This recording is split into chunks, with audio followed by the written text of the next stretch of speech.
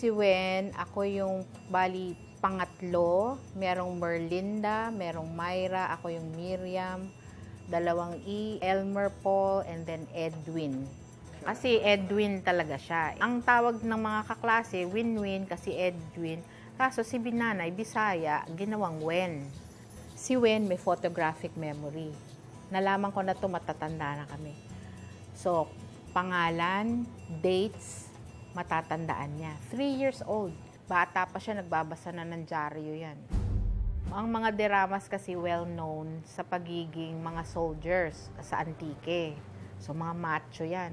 Merong isang insidente na nagiinuman yung mga kumpare ng papang namin. Sinasabihan siya na, parang bading yung anak mong yan na bunso. Ganyan.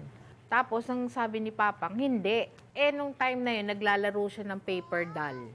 Tapos, naririnig niya, sabi niya ganyan, bakit niya ako parang kinakahiya? Parang ganun. Kasi nakakahiya, dahil nga puro sila macho eh. Tapos, magkakaroon ka ng bading na anak. So, ang ginawa niya, susuotin mo yung sombrero, tsaka magmarcha ka, parang ganun. Ang ginawa niya, ako to eh. Kumbaga, tanggapin niyo ako. Sinuot niya ngayon dito yung paper doll. So, nagmarcha siya ng nakaganyan. Makikita mo yun doon sa pelikula ng Private Benjamin. Yung batang yun, pakembot-kembot na ganyan, siya yun.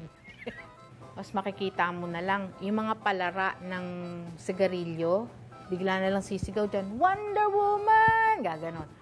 Tataka na lang kami. Tapos ang gaganda, ang gagaling niya talaga gumawa ng mga ganon dito ni Wonder Woman. Nakatayo kang ganyan, may dumaan, ang bilis. Yung pala, nakasirena naman siya. Na pinag-ano-ano niya lang yung mga kumot. Tapos sa bandang huli, ang ganda-ganda ng buntot. Talagang ayos na buntot, ganon. Talagang doon pala nakita ko na may talent na tong batang to eh. Alam mo naman si Ma, pinsan niya yata si Wonder Woman. Siyempre ako si Darna. Napaka-konsentidor ni nanay eh. Grabe. So kung ano yung gusto ni Wen ng wig, bibilhan niya pa ng wig. Kung ano yung mga uso noon na litrato ng mga Nora Aunor, Pip, sabihin sa'yo wala na yan makain, pero ang dala-dala niyang pictures galing sa palengke, ganyan kakakapal. Binili pa nga yan eh. Isang yellow dress na talagang treasure ni Wen. Grabe. Nung talagang totally wala si Papang. Kasi ang trabaho ni Papang laging sa abroad. Pag may gera, dun siya nagpupunta. So yung last niyang pinuntahan, Vietnam. Dati ang uwi niya, every 6 months, uuwi siya, tapos babalik sa amin. Hanggang sa dumalang ng dumalang. 3 years old na si Wen, hindi pa siya nabibinyagan. So after mga 9 years nga, pinauwi ang mga refugee ng Vietnam 1979. So, napasama si Papang doon. Meron pa siyang kasamang 5 anak sa isang Vietnamese. Galit na galit siya. Maghahalo ang balat sa tinalupan. We're back in business! Talaga? May trabaho ka na ulit? Oo! Si nanay ang naging nanay at tatay. Hindi siya nagkulang. Ang unang ginawa ni nanay, pumupunta siya sa Alimars, nagdadala ng mga libro. Kukuha ng mga libro doon tapos ipagbibili sa rekto.